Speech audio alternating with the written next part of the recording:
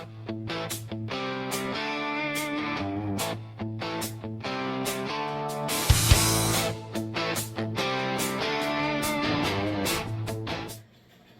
everyone, and welcome back to my channel here. Today is another Deadman's hit list review I have in store for you. So before we get into it, what exactly are we reviewing today? Quite simply put, as you can see, we are reviewing the Simagic 12mm Alpha Evo base, as well as the Simagic NEO-X330R steering wheel.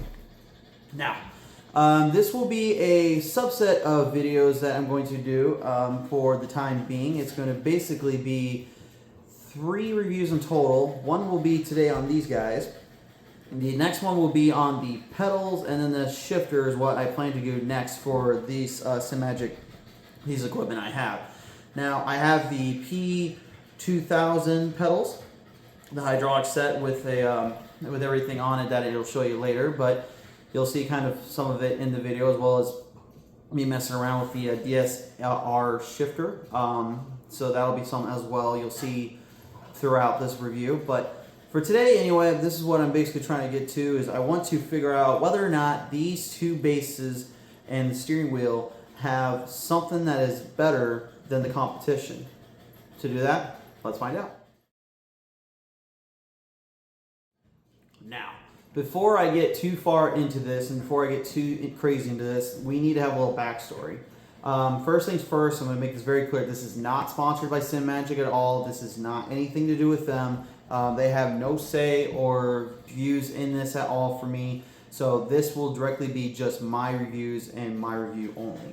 So the biggest thing here is that I need to explain is that I came from the Fanatec line. So I had originally a CSL direct drive with the 8Nm bundle. I had the V3 Fanatec pedals, and then I had the shifter as well, the sequential and H-pattern style shifter that you can switch easily between the two. So where did I go and switch to Simagic for? Well, you see, a friend of mine is actually working directly with Simagic, and they had basically brought to my attention that I wanted to upgrade as soon as I could, because it was not only an upgrade for them on their stuff that they had, but also it helped change them on a lot of ways and helped get them better at what they were looking for and what they were after. So that's my biggest reason why I switched over and why I'm currently now with the Simagic camp, and you'll see why in a little while why that is. But besides that, what I'm going to say again is not to bash or to throw at Fanatec or make Simagic look better or any other company better. That's far from what I'm trying to point. This is going to be a bigger point of view of an overall situation, circumstances that I feel like needs to be addressed, because the fact is, when you have a company like Fanatec that is supposed to give out great stuff and good bases, and you end up having a situation where, you know, this recent update they had before they started fixing things up, it basically had made the wheelbase almost unusable, even at the 8mm base, because what they did is that Fanatec had updated for True Force to add more power into the base as well as everything else. Now, even after the update and everything, I tried it, and personally it wasn't fitting me anymore, and it really wasn't what I wanted, so these two were already on the way anyway, plus my rest of my stuff. So that was something immediately that I knew needed to be addressed. So I wanted to address the reason why I'm switching over and why I'm doing this, and whether or not this is truly like the best switch that I've made. Spoiler alert, to me this is. So now let's get into the bases themselves. Now there are 3 distinct Simagic Evo bases to be aware of. There is the 9mm base, and then there is the 12mm base, which is the one I have today, and then there is the Ultra one that is like 18mm, and then if you really want to go crazy, there is a very big one that I believe is like 22-25mm peak torque throughout. Unless you are trying to like get into the craziness of sim racing world, if I'm being real with you, I think this base right here is probably your best bet for the whole situation at hand. Because with this base in particular, I felt like there was a lot more that I got out of it that I still am figuring out and putting together today, thanks to the settings and the software that I was able to use with Simagic as a whole, and being able to do this entirely from what I'm working with. So we'll just start with this real quick. In the box, when you open this thing up, you immediately get the base, you get the power cords, you get the power supply, as well as the connector ports for not only for the PC, but also for the wheelbase itself. On the back, of course, it shows you everything you need to see as well. So nothing really special there. Now with the mounting brackets on my base, I'll do a picture of up front with my actual base itself. But basically I have set it up to where it is set up for two screws to go in the bottom of the bracket and just hooks right into my base. No trouble there. The only trouble I had was that the fact that I went from having to use T-nuts from the old Fanatec style to just slide it onto this one. I had to do a little bit of manual work. But if you take an extra few minutes, it's worth it. You can figure it out pretty quickly. So, no trouble there. The setup process as well was not as hard as I was expecting it to be.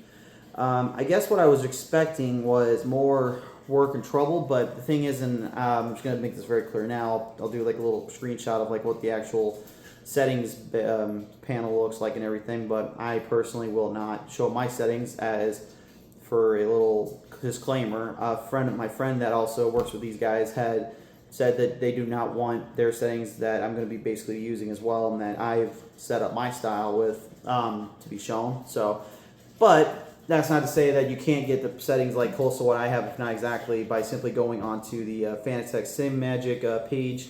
I believe it's the Simagic Owner's Guide, as well as Simagic Reddit, r-Simagic.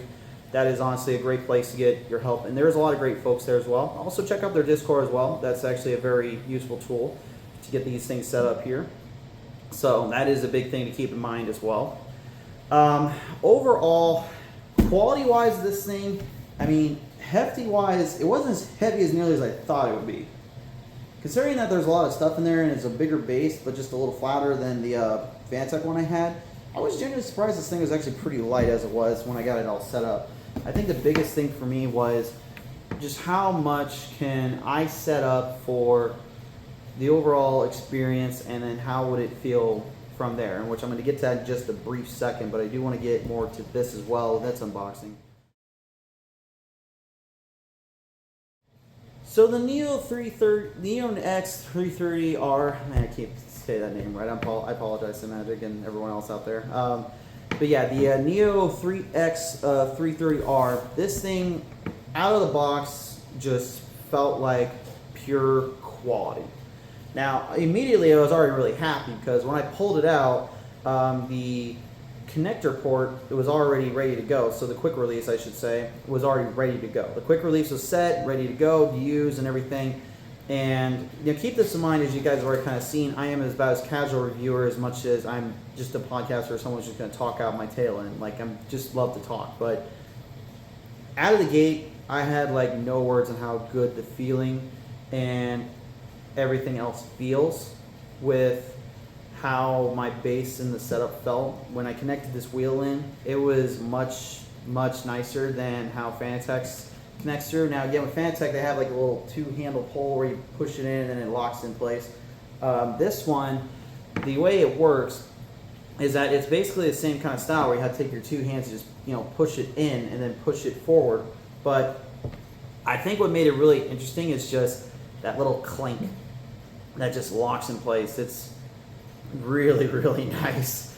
It is an NRG quick release as well, so that helps a lot. So if that's something you're really curious about, or you want to get into more of, honestly, I recommend it with using it with these bases especially. That'll help out a lot.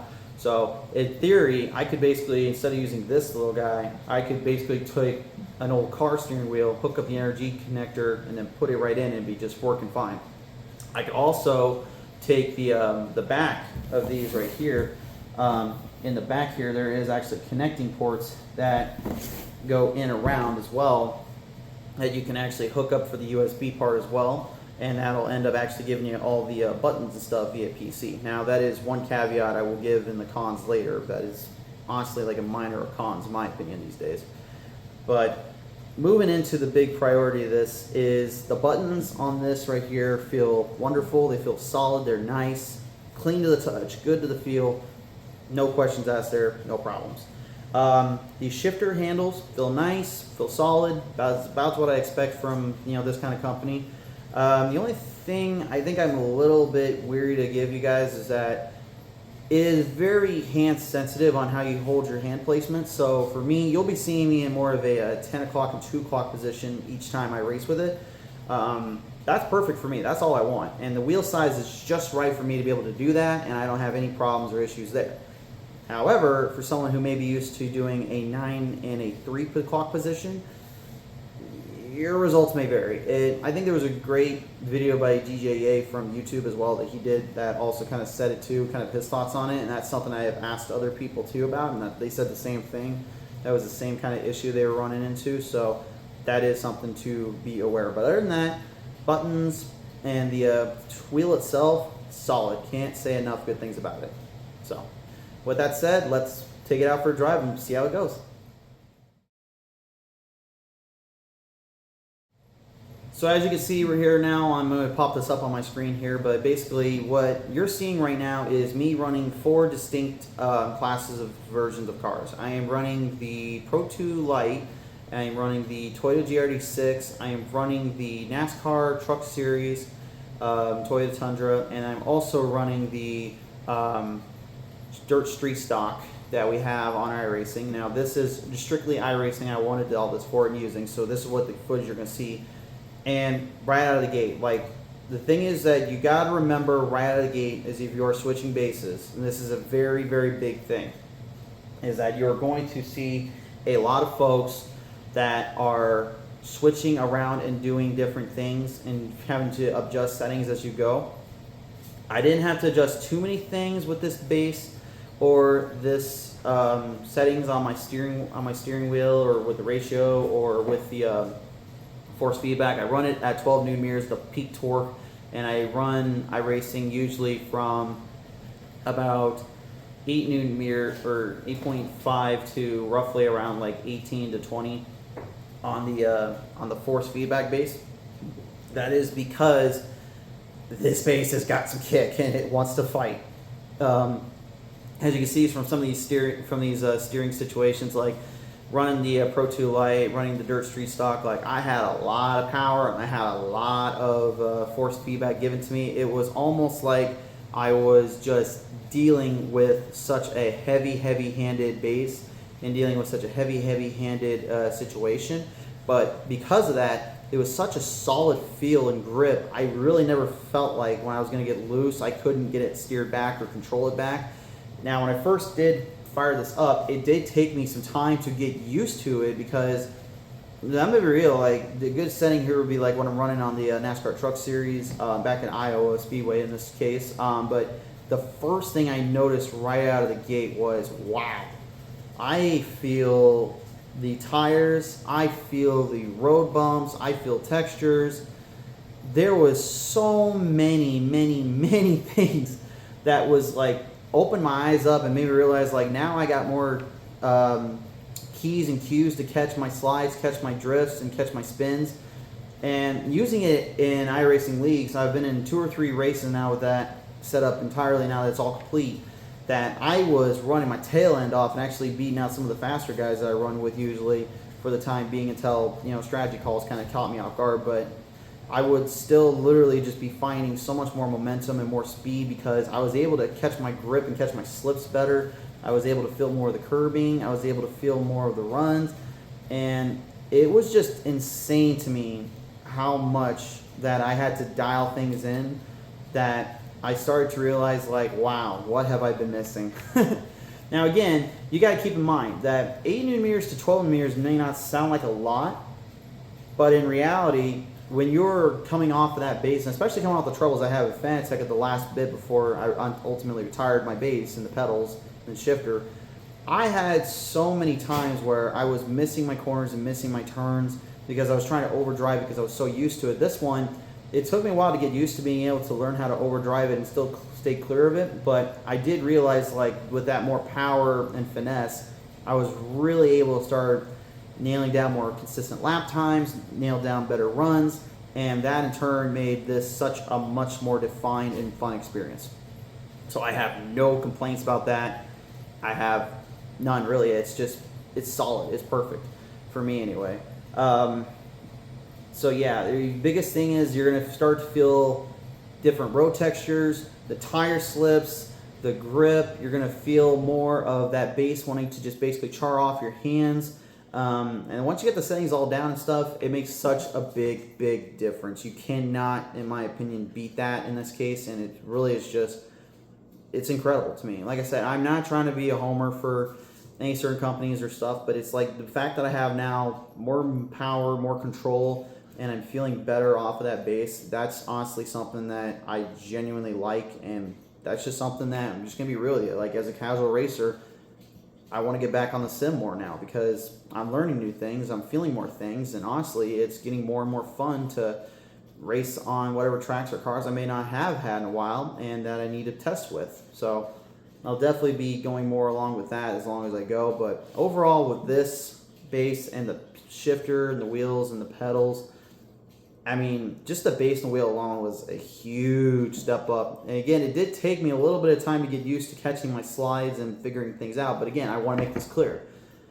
If you are going into the mindset of we're going to need to focus directly on certain things and certain stuff, then you will immediately start to recognize where your problems were or where you can fix things. And after that, it's no trouble at all.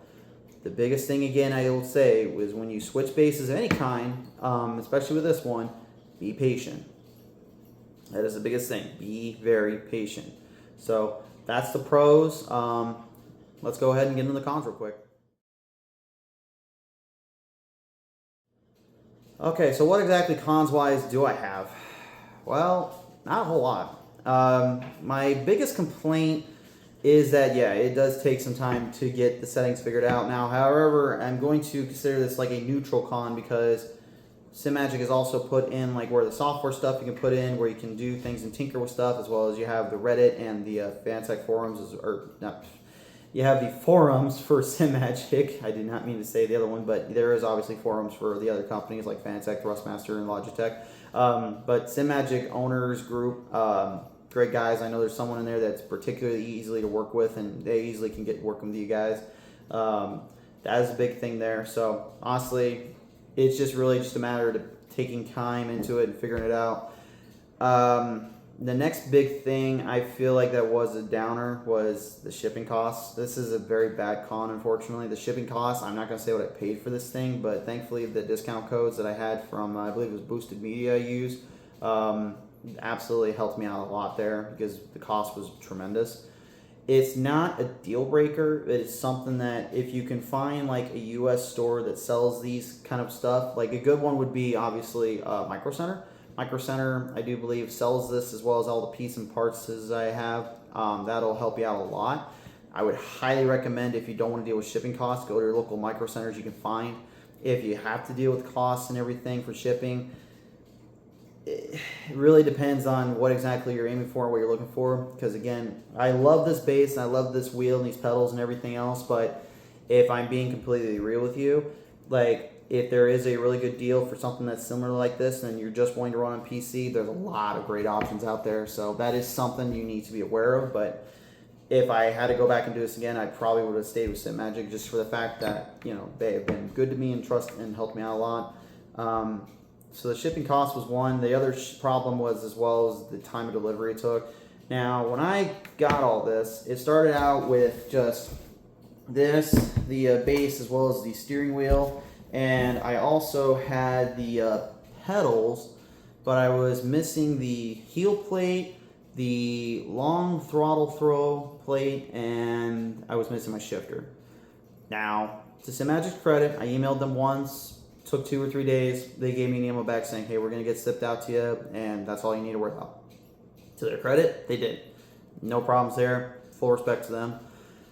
But it did take like a week and a half before the rest showed up to where I could finally start testing, tuning, and putting things together. And this is something too that I will mention heavily in the pedals set and everything. There's between that and the V3s, it's going to be, you know, the same way I felt about the base. It's a learning curve. There's a new line of stuff you're working with. There's a new stuff you're dealing with. It's very troublesome at first, but just keep in mind, you will get through it. You can do it. If I am as impatient as I am and someone else can do it just the same way I could, it's very possible. So with that said, though, that's really about all the cons. And again, that's really just a matter of economics and geopolitical area and geo areas. That's not really a fault of the base or the wheel itself, and obviously not the pedals and the shifter, which I'll get to when its own video comes. Overall, what do I think about this? I'm glad I switched. I am glad I switched. Nothing against Fanatec and nothing against Thrustmaster and Logitech from what I had beforehand. They were all a good stepping stone and gave me good times and pleasure to race with, and got some new experiences learned in. But honestly, having now actually messed around on a racing lawnmower, thanks to my promoter that I work with from being an announcer, honestly, I now realize what I was missing and what I wasn't feeling, and this comes as close as it can for me, honestly, in terms of the power, the strength, and the overall abilities that it carries. There's no reason to me why you shouldn't, at least at some point, if you're going to upgrade, to get one last upgrade. I'd go into the 12 or 15 Newton meter range, maybe even 18 if you want to. But do keep in mind what you're looking for. If you're going up to that high rank, you need to be very careful about for your long term, because again, 18 Newton meters is really only as good as you can set the base to and use for the overall power. 12 Newton meters to me is pretty much the perfect fine line. We can set it to 9 or 10. You still get the same strength and the overall feedback you're looking, heading on the curves, heading through the corners. When you feel tire slip, when you're starting to lose control and it lightens up on you and you can't really save it, that's the biggest thing that I take away from this base and setup right here. So overall, I am very happy with my purchase. And again, like I said, I was not sponsored by this. This is just me doing my reviews as a casual sim racer, as well as just a casual person just wanting to get my thoughts and feelings out about this stuff. I know this is a really long video, but trust me, this is one of the longest ones I've had to do, and I still have 2 more videos to go. That's why I separate out in 2 different segments. So other than that, though, folks, and race fans alike, if you enjoyed it, feel free to follow us up, subscribe. Hit up my Deadman's Hit List channel for all my latest info on where I'm heading out next on the racetracks, as well as where I'm announcing for, as well as maybe music if you like music. That's something I'm very passionate about as well. Really, that's all I got for you guys. Until next time, stay safe. God bless. See you next time. Hands on my steering wheel, drivers looking